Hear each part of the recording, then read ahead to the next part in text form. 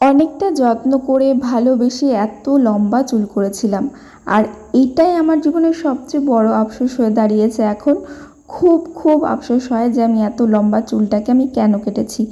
নিচে যে ভিডিওটা দেখতে পাচ্ছ, মানে চুলটা কাটার 15 দিন পরে আমি এই ভিডিওগুলো করেছিলাম, যে আমি আবারও তখন মাথায় একটা ভূত চেপেছে, আমি আবারও লম্বা চুল করব, তার জন্য যা যা হোম রেমেডি ইউজ করার করেছিলাম।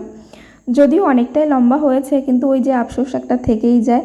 তার জন্য মাঝে মাঝে আমার মাথায় কি যে ভূত চাপে বলতে পারো, যে ছোট্ট যদি একটা কোনো প্রবলেম ফেস করি তখন আমার মাথায় এটাই কাজ করে, কি অপরাধ করেছি, কেন হলো, কি জন্য হলো, কি ভুল হয়ে গেছে আমার জন্য যে এটার জন্য এই কাজটা হয়ে গেল আমার সাথে।